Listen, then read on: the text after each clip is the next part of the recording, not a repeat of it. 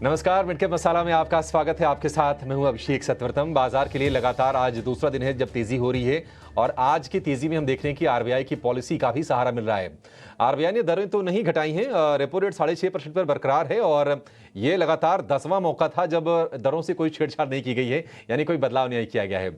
लेकिन पॉलिसी का जो स्टांस है, जो रुख है, वो जरूर थोड़ा सा आरबीआई ने सॉफ्ट किया है और यहां से उम्मीद ये बढ़ गई है कि आगे दरों में कटौती करने के लिए आरबीआई तैयार दिख रहा है, क्योंकि विड्रॉल ऑफ अकोमोडेशन था स्टांस, उसको बदल के कर दिया गया है न्यूट्रल। और इसके चलते हम देख रहे हैं कि आज बैंकिंग में और फाइनेंशियल्स में खास तौर से बहुत ही शानदार तेजी हो रही है। हालांकि दिन के ऊपरी स्तरों से अगर आप बाजार को देखेंगे तो नीचे थोड़ा सा जरूर आया है, लेकिन ये जरूर है कि 125 अंकों से ज्यादा की मजबूती निफ्टी में हम देख रहे हैं। हालांकि दिन के दौरान हमने 25,200 के ऊपर का भी स्तर देखा। 25,200 पर ही बुल्स और बेयर्स के बीच में बहुत ही तगड़ी लड़ाई चल रही है, रसाकशी चल रही है। एक बहुत ही क्रूशियल हम कहेंगे कि ये जंक्चर है, ये रेजिस्टेंस है। इसको अगर पार कर लेता है निफ्टी अगर क्लोजिंग बेसिस पर, तो निश्चित तौर पर यहां से बाजार की रफ्तार बढ़ जाएगी। लेकिन अगर आप परसों के अगर लोअर लेवल से जोड़ेंगे तो बाजार में ऑलरेडी हम देख रहे हैं कि करीब करीब 450-500 अंकों की रिकवरी निफ्टी के लेवल में आ गई है। तो बाजार ने ये संकेत तो दिखा दिया है कि वो चलने के लिए तैयार है। बैंकिंग, फाइनेंशियल, जो शेयर टूटे थे सरकारी में, वो शेयर चल रहे हैं। और आज हम देख रहे हैं कि एक और खेमा रेलवे का, खबरों के दम पर वहां पर भी आज बजिंग मूव्स हैं। कैपिटल गुड्स शेयर भी चल रहे हैं।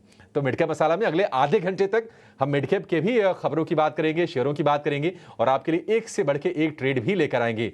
लेकिन चलिए अपने एक्सपर्ट को जोड़ते हैं और आज आपके मन में जो भी प्रश्न चल रहे हों, आपकी बाजार में रणनीति बनाने के लिए, मिडकैप में कमाई कराने के लिए हमारे साथ जुड़ गए हैं एक खास मेहमान, 5paisa.com के रुचित जैन। रुचित जी, बहुत शुक्रिया आपका समय देने के लिए। स्वागत है आपके 18 अवर्स देश पर। लेकिन सबसे पहले शुरू करेंगे निफ्टी के 3 घंटे के ट्रेड से।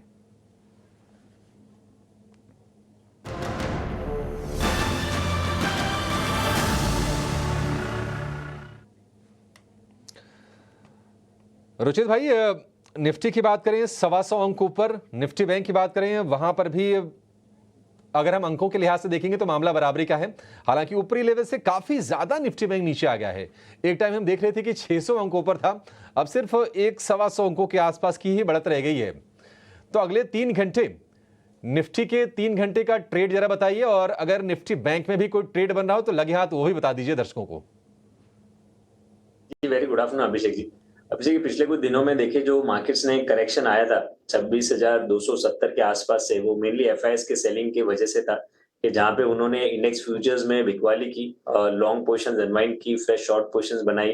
पिछले 2 ट्रेडिंग सेशन में भी मार्केट्स में एक पुलबैक मूव आया, बट वो मेन रीजन है उसके ओवरसोल्ड सेटअप्स के लिए, क्योंकि रिसेंट करेक्शन के बाद काफी ओवरसोल्ड हो गए थे। निफ्टी का पीसीआर भी 0.64 पे के आसपास आ गया था और इसीलिए ये बाउंस बैक है। अब तक ऐसे साइंस नहीं मिले कि हम एक बड़ी तेजी के लिए फिर से रेडी है, कि जो हमने पिछला अप ट्रेंड देखा था। सो जनरली ऐसे फेजेस में हम एक्सपेक्ट कर रहे हैं कि मार्केट में भी एक टाइम वाइज करेक्टिव फेज दिखाएगा, कि जहां पे कुछ समय के लिए कंसोलिडेशन फेज कंटिन्यू रहेगा।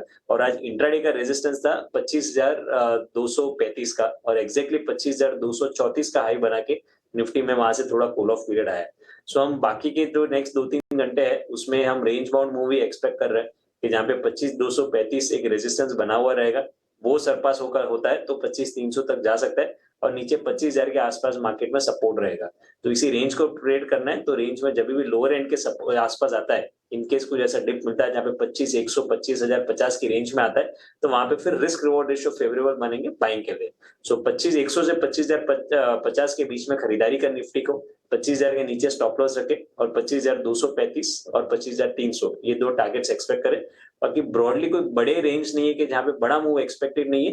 आई थिंक इसी रेंज में मार्केट कुछ कंसोलिडेट कंटिन्यू करेगा और आपको स्टॉक स्पेसिफिक मूव्स रहेंगे जिनमें आपको शायद इंडेक्स से ज्यादा बेटर ट्रेडिंग अपॉर्चुनिटीज मिल सकती है। ठीक है, इंडेक्स पर व्यू हो गया। थोड़ी देर में आपके लिए हम बाजार पर एक मेगा पोल भी लेकर आएंगे और थोड़ा सा ब्रॉडर हम सेंस में समझने की कोशिश करेंगे कि क्या बाजार का बॉटम फॉर्मेशन हो गया, क्या बाजार अब यहाँ से चलेगा। अगर हाँ तो निफ्टी ज़्यादा चलेगा कि निफ्टी बैंक ज़्यादा चलेगा। स्टॉक्स की बात करें, गिरावट के बाद मौके कहाँ पर हैं। रिलायंस, एचडीएफसी बैंक, ये जो तमाम शेयर ऊपरी स्तरों से करीब 10% करेक्ट हो गए हैं, इनमें आपकी रणनीति क्या होनी चाहिए बाजार के लिए। अब अगला बड़ा ट्रिगर क्या होगा, इस पर भी हमारी नजर रहेगी। तो मेगा पोल बाजार का थोड़ी देर में आएगा, लेकिन रुचित जी उसके पहले जरा ये बताइए कि स्टॉक्स में क्या अभी मौके आप देख रहे हैं, कहाँ पर ट्रेड लेना है। मिड कैप स्पेस में नायका के चार्ट स्ट्रक्चर्स काफी अच्छे लग रहे हैं। पिछले कुछ दिनों में स्टॉक में बाजार के साथ साथ करेक्शन आया है, बट अगर आप देखेंगे तो जैसे प्राइस अपमूव में वॉल्यूम्स हुए थे अगस्त महीने में, वैसे इस महीने लास्ट एक महीने के करेक्शन में कोई वॉल्यूम में सेलिंग नहीं हुई है और स्टॉक अपने 100 दिन के मूविंग एवरेज सपोर्ट के आसपास अभी ट्रेड कर रहा है। तो यहाँ पे रिस्क रिवॉर्ड रेशियो अच्छे है कि यहाँ पे एक पुलबैक मूव है या अपमूव स्टॉक में एक्सपेक्ट किए जा सकते हैं। तो करंट लेवल्स पे 190 के स्टॉप लॉस से नायका में खरीदारी की सलाह है। 210 के इनिशियल टारगेट्स है, वो अगर सरपास होते हैं तो 217 218 के आसपास भी लेवल स्टॉप को जाते हुए देख सकते हैं। हाँ, ठीक है। नायका में खरीदारी करने की सलाह है आपके लिए। 190 का स्टॉप लॉस, 210 का टारगेट, 198 रुपए पर फिलहाल ये शेयर ट्रेड कर रहा है। तो एक आपके लिए मौके यहाँ पर बन जाएंगे। ऑलरेडी हम शेयर में तेजी देख रहे हैं 2.5% के आसपास की इस वक्त। ठीक है, लेकिन चलिए 3 तस्वीरें आपकी स्क्रीन पर लेकर आएंगे और ये समझने की कोशिश करते हैं कि आज मिड कैप का मेगा एक्शन कहाँ पर है, कौन से शेयर तेजी से ऊपर जा रहे हैं और कहाँ पर आज हमें प्रेशर देखने को मिल रहा है। 3 तस्वीरें। फिनिक्स मिल्स, ये शेयर आज दौड़ रहा है और दौड़ इसलिए रहा है क्योंकि Q2 यानी कि सितंबर तिमाही के जो ऑपरेशनल जो अपडेट्स आए हैं वो आए हैं तगड़े। ग्रॉस रिटेल कलेक्शन 27% बढ़ा है, इसके चलते फिनिक्स मिल्स हम करीब 4% के आसपास की तेजी देख रहे हैं। HDFC AMC का शेयर ये भी करीब 4% के ऊपर है और दरअसल नोमुरा की बुलिश रिपोर्ट आई है पूरे के पूरे AMC स्पेस पर, लेकिन जो बड़ा टारगेट दिया उन्होंने वो दिया है HDFC AMC को के ऊपर 5,000 रुपये के टारगेट से इसको खरीदने की सलाह है। रेलवे में आज हम देख रहे हैं कि बढ़िया एक्शन है, रफ्तार में सारे के सारे रेल शेयर है, लेकिन राइट्स जो कि राइट्स जो है इंफ्रास्ट्रक्चर वाली कंपनी है रेलवे में और इनको यूएई में रेल इंफ्रा के विस्तार के लिए इन्होंने एक करार किया है और शेयर में हम देख रहे हैं कि 10% का जोरदार उछाल है। तो इन तीनों शेयरों पर व्यू लेंगे, लेकिन मिड कैप में और कौन सी खबरें आई हैं, कौन से शेयर तेजी से चढ़ रहे हैं, कौन से गिर रहे हैं, जरा फटाफट ये अपडेट लगे हाथ ले लेते हैं। हमारे सहयोगी जिन्हें नागर हमारे साथ तैयार हो गए हैं। जिन्हें बताइए मिड कैप में एक्शन कहां पर हो रहा है? जी, मिड कैप स्पेस में देखेंगे तो खबरों के दम पर एलेम्बिक फार्मा में हमें एक्शन देखने मिलेगा। US FDA ने कंपनी के एक ऑन्कोलॉजी फॉर्मुलेशन फैसिलिटी पर इंस्पेक्शन कंडक्ट किया था और कोई भी ऑब्जर्वेशन के बिना US FDA ने अपना इंस्पेक्शन कंक्लूड किया है फॉर्म 483 के साथ। दूसरा स्टॉक जिसमें आज हमें एक्शन देखने मिलेगा वो है SpiceJet. Company SpiceJet और Babcock and Brown airfield management, ये जो 2 कंपनी इनके डिस्प्यूट्स चल रहे थे, इन दोनों ने ये डिस्प्यूट सेटलमेंट कर लिया और टोटल डिस्प्यूट का साइज़ है वो करीब करीब $132 मिलियन का है। तीसरा स्टॉक जिसमें आज हमें एक्शन दिख रहा है वो है KPIT टेक्नोलॉजीज। कंपनी ने एडिशनल 13% स्टेक एक्वायर किया है ड्रीम AG और ये जो एडिशनल स्टेक एक्विजिशन है 2 इन्वेस्टमेंट की तरफ से होगा।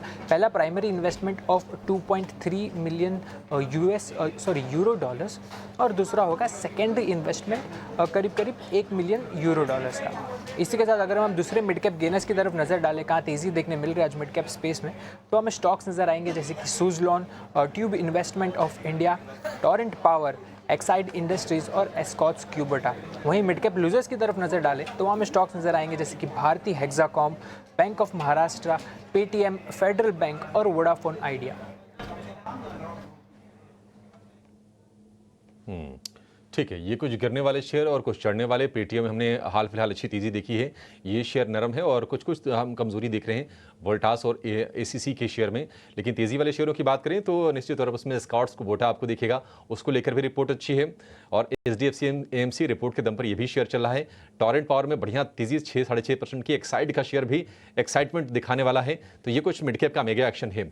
लेकिन जो खबरें बताई जिन्हें एलेम्बिक फार्मा, इनको US FDA से EIR मिला है जो कि एक पॉजिटिव चीज़ कही जाती है, कोई आपत्ति नहीं आई है ऑन्कोलॉजी प्लांट के लिए। और SpiceJet, Babcock and brown aircraft management, दरअसल ये लीज पर विमान देने वाली कंपनी है, उसके साथ इनका एक डिस्प्यूट था करीब $132 मिलियन का, उसको सेटल कर लिया है और आज शेयर में देखने की 6% का बढ़िया उछाल है। फार्मा में अगर आपसे रुचि जी पूछें, एलेम्बिक हालांकि हमने देखा है कि 1100 के आसपास सपोर्ट लिया शेयर ने, उसके बाद ये शेयर लगातार चला और आज हम देख रहे हैं कि डिवीज को लेकर सिटी की अच्छी रिपोर्ट है, डिवीज चल रहा है। अच्छी खबर डॉक्टर रेड्डीज को लेकर भी कोई आई थी। फार्मा में कोई अगर शेयर अगर ट्रेड के लिए लेना हो इस जंक्शन पर तो आपके हिसाब से वो कौन सा शेयर होगा? इनफैक्ट अभिषेक जी, कल आपके चैनल पे जब क्लोजिंग शो किया था तो क्लोजिंग शो में 3 फार्मा स्टॉक्स हमने सुझाए थे। एक तो डीवीज लैब हमने रेकमेंड किया था, ग्लेनमार्क रेकमेंड किया था और BTST पर्सपेक्टिव से लुपिन दिया था और आज सभी के सभी स्टॉक्स ऊपर है। So I think pharmaceutical space clear indication दे रहा है कि मार्केट में जब थोड़ा अनसर्टन टाइम होता है तो ऐसे एज अ डिफेंसिव स्पेस यहाँ पे बाइंग इंटरेस्ट ज्यादा है, और आई थिंक ये मोमेंटम और आगे ये ट्रेंड कंटिन्यू रह सकता है। वो 3 स्टॉक तो ऑलरेडी चल चुके हैं, but Alkem lab I think अगर फ्रेश बाइंग के लिए अगर कोई फार्मा नेम देखना है तो अल्केम लेबोरेटरीज के चार्ट सेक्टर्स पॉजिटिव लग रहे हैं कि जहाँ पे एक अच्छा मूव हम एक्सपेक्ट कर सकते हैं। पिछले कुछ दिनों में 40 दिन के मूविंग एवरेज सपोर्ट एक किए है जो 6050 के आसपास है, तो 6050 के नीचे स्टॉप लॉस है कि अल्केम में खरीदारी कर सकते हैं। पहले टारगेट्स जो 6600 के आसपास ये स्टॉक में एक्सपेक्ट कर सकते हैं। इसके अलावा लार्ज फार्मास्यूटिकल नेम्स में सन फार्मा के भी चार्ट स्ट्रक्चर्स काफी पॉजिटिव नजर आ रहे हैं। थोड़े ओवरबॉट सेटअप्स है जो कूल ऑफ हुए पिछले 4-5 ट्रेडिंग सेशन के कंसोलिडेशन से। 1880 फिलहाल ट्रेडिंग के पर्सपेक्टिव से अच्छा सपोर्ट है, तो 1880 के नीचे स्टॉप लॉस रखे इवन सन फार्मा में नो फार्मा स्टॉक्स में फ्रेश बाइंग की जा सकती है। ठीक है, सन फार्मा में भी फ्रेश बाइंग की जा सकती है, आपके लिए कुछ मौके है फार्मा स्पेस से। अच्छा, एक शेयर जरा रुचि जी फटाफट जरा बता दीजिए, थोड़ा समय कम हमारे पास है, वो है मणप्पुरम फाइनेंस का। लगातार हमने शेयर में प्रेशर देखा, लेकिन आज एनबीएफसीज की जो दौड़ है, जो तेजी है, उसमें ये भी पार्टिसिपेट कर रहा है। आपको लगता है कि ये मणप्पुरम फाइनेंस अब चलने के लिए तैयार है या फिर अभी कंफर्मेशन का वेट कर लें? ये शॉर्ट टर्म के पुल बैक मूव रह सकते हैं, बट ऐसे कुछ बॉटम आउट के साइंस नहीं बने। 200 रुपए काफी इंपॉर्टेंट सपोर्ट था, ये स्टॉक ने ब्रेक किया था रिसेंटली, तो ये पुल बैक मूव में 200 रुपए जो प्रीवियस सपोर्ट था वो अब रेजिस्टेंस बन जाएगा। सो मेरे हिसाब से तो जस्ट एक पुल बैक मूव है, ऐसे कोई सेटअप्स नहीं नजर आ रहे कोई बड़ी तेजी के स्टॉक में रहेंगे। हो सकता है 197 200 की रेंज तक आ जाए, बट वहां पे वापस से रेजिस्टेंस स्टॉक को देर फेस होगा। ठीक है, सतर्क रहें, सुरक्षित रहें। 200 का लेवल ब्रेक हुआ था, शायद वहां तक फिर से चला जाए, लेकिन उसके बाद ही आपको कोई इसमें मौके खोजने चाहिए। लेकिन मौके ऑप्शंस में कहां पर है, ये जानेंगे और लेकर आएंगे ऑप्शंस के चैंपियन को।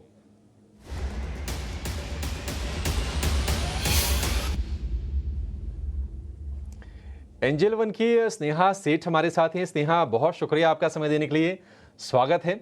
बताइए ऑप्शंस में कहां पर आपको मौके दिख रहे हैं? आई होप कि आपने स्टॉक ऑप्शन ही चुना होगा। चुना है।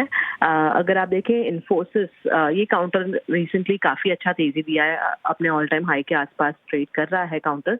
ऑप्शंस में से देखेंगे तो 1940 1960 इस कॉल्स में काफी अच्छी अनवाइंडिंग देखने को मिली है। मुझे लग रहा है ये मोमेंटम है वो एक अपसाइड में कंटिन्यू हो सकता है, तो आई वुड रिकमेंड यहाँ पर 1980 की जो कॉल ऑप्शन है उसे 38 से 40 रुपीज के रेंज में बाय करना है। स्टॉप लॉस 29 का रहेगा, टारगेट 59 तक के रहेंगे। As per the stop loss, जो risk involved है that is around 4,400 और जो profit potential है that will be around 7,600. ठीक है, इन्फोसिस में 1980 वाली कॉल खरीदनी है आपको। 38 से 40 रुपए के बीच में आपको ये मिल जाएगी। लक्ष्य 59 रुपए का होगा, स्टॉप लॉस होगा 29 रुपए का। और इन्फोसिस को लेकर लगातार हम देख रहे हैं कि हमारे एक्सपर्ट्स बुलिश हैं और 2000 रुपए तक के टारगेट्स भी आपको देख रहे हैं। फिलहाल हम देख रहे हैं कि शेयर में करीब 0.25% के आसपास की तेजी है। अधिकतम मुनाफा इस स्ट्रेटजी में 7600, अधिकतम नुकसान 4400 रुपए का आपके लिए स्नेहा बता रही है। स्नेहा, बहुत शुक्रिया आपका समय देने के लिए और ये बेहतरीन स्ट्रेटजी हमारे दर्शकों के सामने लाने के लिए। लेकिन लौटेंगे रुचित के पास। रुचित जी, स्पाइसजेट हम देख रहे हैं कि लगातार सुधार वाली प्रक्रिया में है, फंडिंग को लेकर कोशिशें हो रही हैं, जो एयरक्राफ्ट उनके ग्राउंडेड हैं। कल एक खबर भी आई थी कि स्पाइसजेट ने मतलब अपने फ्लीट में नवंबर तक 10 एयरक्राफ्ट जोड़ने का लक्ष्य रखा है। 7 वो लीज पर लेंगे, 3 उनके ग्राउंडेड उसको शामिल कर लेंगे। आज ये खबर आई कि लेसर्स के साथ उन्होंने अपना $137 मिलियन का कोई विवाद था, उसको सुलझा लिया है। स्पाइसजेट आपको लगता है कि ये चलेगा? हालांकि थोड़ा सा ना इस पर व्यू बटे हुए होते हैं, मतलब कन्विक्शन नहीं आ पा रहा है। और कन्विक्शन ना आ पाने की वजह ये भी है कि जब एक दूसरा प्लेयर खड़ा हो सामने, इंटरग्लोब जैसा जिसके पास 60% डोमेस्टिक मार्केट शेयर हो, कोई स्पाइसजेट की तरफ क्यों देखे?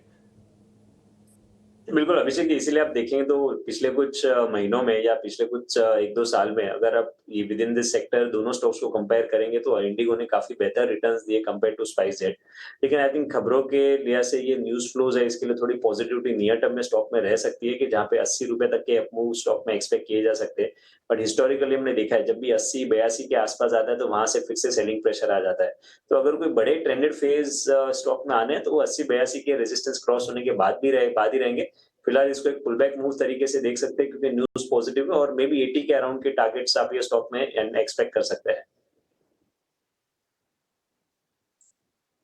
ठीक है, पुल बैक में 80 रुपये तक ये शेयर जा सकता है। 80 रुपये यानी कि यहाँ से करीब करीब 20% की आप तेज़ी स्पाइस जेट के शेयर में देख सकते हैं मौजूदा लेवल से।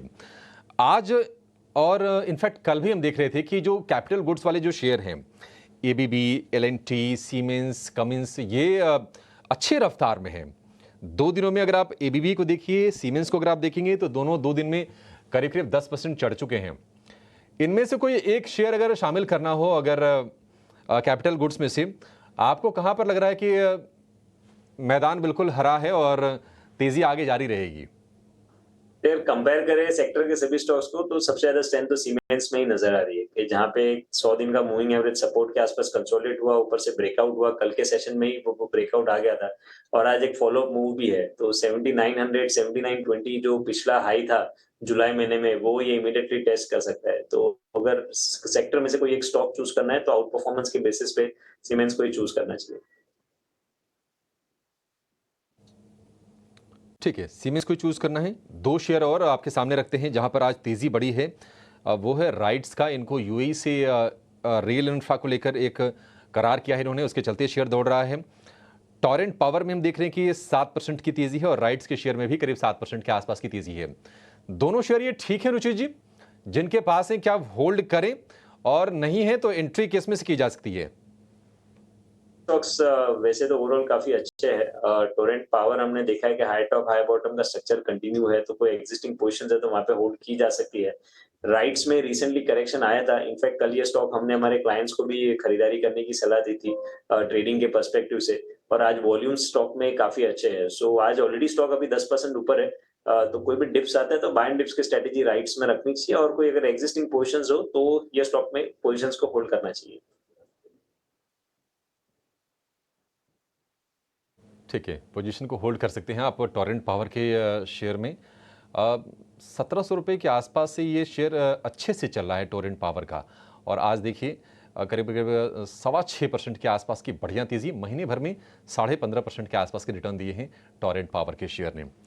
चलिए, ये तो सारे आपके लिए ट्रेड की बात हो गई। निवेश कहाँ करें, मिड कैप में मौके कहाँ पर हैं, मिड कैप के महारथी कौन से हैं, अब ये समझेंगे।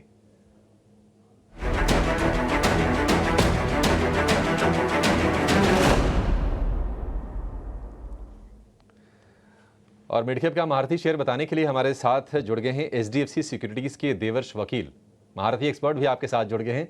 देवर्ष जी, बहुत शुक्रिया आपका समय देने के लिए, स्वागत है। बताइए मिड कैप में मौके कहाँ पर हैं? देखिए, लोग डराते बहुत हैं मिड कैप को लेकर कि नहीं बाजार में कोई दिक्कत है आप चले जाइए लार्ज कैप में, लेकिन मिड कैप की भी कंपनियां तो इतनी बड़ी हो गई है ना, जिनके साइज 25,000 करोड़ का एम कैप है, किसी का 30,000 करोड़ का मार्केट कैप है, तो इतना डरना क्यों? आपको ये अच्छा बढ़िया शेयर बताइए हमारे दर्शकों को सर। जी, तो आपकी बात सही है कि रिटेल इन्वेस्टर्स के लिए अगर लॉन्ग टर्म में अच्छा मिड कैप का शेयर हम लें और पोर्टफोलियो में रखें तो वहीं पे सबसे ज्यादा अल्फा या सबसे ज्यादा पैसे बनते हैं। तो ऐसी कंपनियां जहां पे आपको बिजनेस में लंबे अवधि के लिए निवेशित रहने में कोई दिक्कत नहीं हो, ऐसी कंपनी जब प्राइस करेक्ट होती है, जब मार्केट में करेक्शन आता है, तब आपको खरीदनी चाहिए। ऐसी कंपनी जो महानगर गैस लिमिटेड है, जो इंडिया का लीडिंग नेचुरल गैस डिस्ट्रीब्यूशन का कंपनी है, सरकारी कंपनी है, और इसके जो रिटर्न रेट है वो रेगुलेटेड होते हैं। उसमें जो जहां पे ये इन्वेस्टमेंट करते हैं, बहुत बड़ा इन्वेस्टमेंट करते हैं पाइपलाइन बनाने का, सीएनजी स्टेशन बनाने का, वहां पे कंपटीशन नहीं आता। तो ऐसी कंपनियां जब गिरती है तब आपको इसमें निवेश करना चाहिए। डोमिनेंट पोजीशन है सीएनजी में, पीएनजी में, ग्रेटर मुंबई एरिया और बाकी के नए रायगढ़ और बाकी एरिया में वो एक्सपांड कर रहे हैं।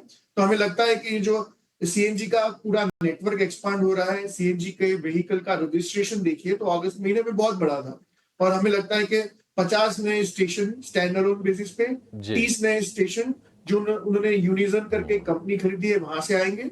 तो 20% का कॉन्सोलिडेट ग्रोथ आ सकता है हमारे हिसाब से।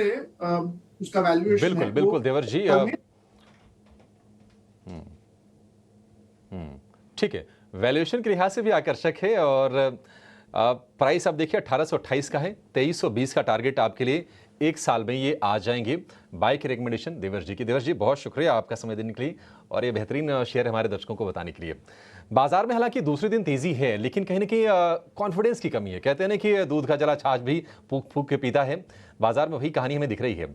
आज आरबीआई की तरफ से न्यूट्रल स्टांस किया गया, बावजूद इसके ऊपरी स्तर हम देख रहे हैं कि बाजार स्लिप कर रहा है। मन में प्रश्न यह है कि क्या बाजार का बॉटम बन चुका है या फिर यहां से चिंताएं अभी बाकी हैं। एक बहुत ही विस्तृत हमने पोल करवाया है बाजार के जो तमाम दिग्गज एक्सपर्ट्स हैं देश में, उनके बीच में पोल के नतीजे लेकर हमारे सहयोगी शरद दुबे हमारे साथ जुड़ गए हैं। शरद, बहुत अच्छा काम किया आपने, ये पोल आपने कर लिया। अब आप ये जरा बताइए कि आपने कौन कौन से सवाल पूछे हैं एक्सपर्ट से और उनके जवाब किस तरह से आए हैं। जी बिल्कुल, हमने जो है ईटी नाउ स्वदेश में बाजार का मेगा पोल किया है और ऑफ कोर्स देखे कि बाजार में उतार चढ़ाव बहुत आ रही है, तो हमने जो है फंड मैनेजर से, एनालिस्ट से बातचीत की और बहुत सारे सवाल रखे उनके सामने और कुछ ऑप्शंस भी दिए। सबसे पहला सवाल है कि ये दूसरे दिन की तेज़ी है और क्या बाजार बॉटम बन गया है कि नहीं। हाँ, तो अभी एक भी नहीं आया है और कह नहीं सकते, यानी कि अनसर्टेनिटी है वो लगभग 60% जो है कह रहे हैं। अब बात करेंगे, हमारा दूसरा सवाल हमने पूछा था एक्सपर्ट से कि भाई निफ्टी की रफ्तार तेज़ होगी या निफ्टी बैंक की होगी, किसमें जो है अच्छी पकड़ देखने मिल सकती है या मूवमेंट देखने मिल सकती है। यहाँ पे दोनों की बराबरी की राय 60% आई है और निफ्टी बैंक अगर अलग से बात करें तो यहाँ पे 30% का जो है अनुमान है। तीसरा सवाल हमने पूछा था कि सरकारी शेयरों में फिर से तेज़ी शुरुआत होगी, रैली वापस आएगा पीएसयू स्टॉक्स में। हाँ जो है आंकड़ा बहुत कम है, उछाल पे निकले यानी कि जो एक टाइप से सेल होगा उस पर जो है जो राइज होगा उस पर सेल करने की जो राय है उस पर 50% जो है रिस्पोंडेंट्स ने कहा और 30% जो है नहीं का ऑप्शन उन्होंने चूज़ किया है। चौथा स्टॉक जो है हमने निकाला था ये आपका कि किन शेयरों में जो है हाल गिरावट में एंट्री के जो है बेहतरीन मौके बन सकते हैं। 3 लार्ज कैप्स हमने चूज़ किए, रिलायंस, एचडीएफसी बैंक, एल&टी। यहाँ पे एल&टी के कोई टेकर थे नहीं, रिलायंस में जो है फोकस है। यहाँ पे 60% कह रहे हैं कि यहाँ पे एंट्री लेने पे बेहतर होगा इस स्टॉक पे। इसके अलावा प्राइवेट स्पेस से आपके बैंकिंग के एचडीएफसी बैंक भी शामिल थे, जहाँ पे 40% जो है इनको टोटल कवरेज मिला। आखिरी सवाल हमने एक्सपर्ट से पूछा था कि बाजार के लिए कौन सा ट्रिगर ज़्यादा अहम होगा, कौन सा मैक्रो ट्रिगर जो है सबसे ज़्यादा इम्पॉर्टेंट होगा। तिमाही के नतीजे, फेस्टिव सीज़न जो शुरू हो चुकी है और अमेरिका के चुनाव। यहाँ पे देखा गया कि फेस्टिव सीज़न में ज़्यादा इम्पैक्ट नहीं एक्सपेक्टेशन है एक्सपर्ट्स का। हालांकि तिमाही के नतीजे और अमेरिका के जो चुनाव होने वाले हैं वो नवंबर के फर्स्ट वीक में इनकी घोषणा होने वाली है, उन पे जो है ज़्यादा मोमेंटम या जो है रीजंस आ सकते हैं जिस तरह बाजार मुड़ की जो मुड़ है वो जा सकता है। तो ये अहम जो है रिस्पोंडेंट्स की जो व्यूज़ है हमारे मेगा पोल में देखने मिले। जी ठीक है शरद, बहुत शुक्रिया। ये वही सवाल थे जो दर्शकों के मन में उठ रहे होंगे और हमने सोचा कि क्यों ना इस पर एक बड़ा पोल करवा लिया जाए ताकि क्लैरिटी हो जाए बाजार में स्ट्रेटजी को लेकर। फिलहाल इस शो को यहीं समेटेंगे। रुचि जी आपका बहुत शुक्रिया आज समय देने के लिए।